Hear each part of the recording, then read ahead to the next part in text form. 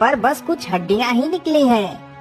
माली, तुम उन सारी हड्डियों को उठाकर बाहर आ जाओ। माली तुरंत ही उन हड्डियों को उठाकर गड्ढे से बाहर आ जाता है।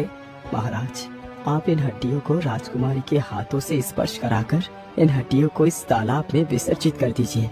भोला ने जैसा कहा था राजा ने बिल्कुल वैसा ही किया।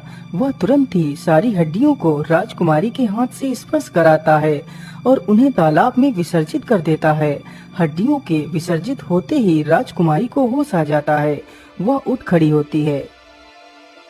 अरे पिताजी, क्या हुआ? आप सभी लोगों ने इतनी भीड़ क्यों लगा रखी है? कुछ नहीं बेटी, ये सारी भीड़ तुम्हें ठीक करने में ही लगी हुई थी, लेकिन अब तुम पूरी तरह स्वस्थ हो गई हो। वैसे युवक, तुमने ऐसा कौन सा जादू किया कि मेरी बेटी तत्काल ही ठीक हो गई? महाराज, मैंने कोई जादू नहीं किया। ये तो सब ऊपर वाले का खेल है, जो मैं उस पेड़ पर चढ़कर इन सारे रहस्यों को जान पाया। फिर भोला अपनी सारी कहानी राजा को सुनाता है। वैसे मैंने तो इस पेड़ की विशेषता बता दी, अब भालू तुम बताओ, आसपास की क्या खबर है?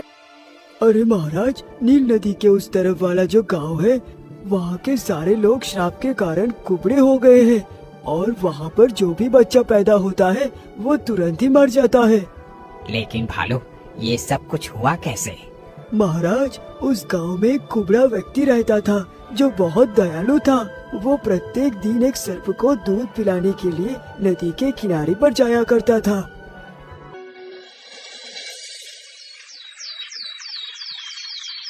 आज तो मुझे दूध पिलाने जाने में कितनी देर हो गई है।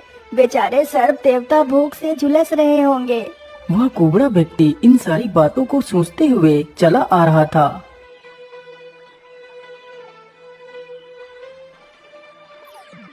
अरे दुष्ट कुबड़े, तूने सुबह सुबह अपनी मनहूस शकल दिखाकर हमारा दिन ही खराब कर दिया। हम तुझे जीवित नहीं छोड़ेंगे। लेकिन भाई, इसमें मेरी क्या गलती है? मैं तो प्रत्येक दिन नदी पर आता हूँ। अरे दुष्ट, हमसे जुबान लड़ाता है। रुक, अभी तुझे मजा चखाता हूँ। इतना कहकर वह व्यक्ति कुबड़े को धक्का देकर नदी में गिरा देता है।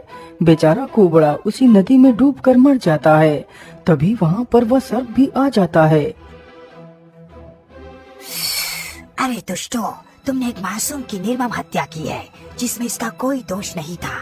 तुम सारे गांव वालों ने इसके कुबड़ेपन को मनहूस बताया था ना। जाओ, मैं तुम सारे गांव के लोगों को श्राप देता हूँ कि कल की सुबह तुम्हारे लिए काल लेकर आएगी। अब तुम्हें पता चलेगा कि दर्द क्या होता है। तब से लेकर आज तक उस गांव में सभी लोग कुबड़े हो गए हैं। लेकिन भालू भाई, क्या इस समस्या का कोई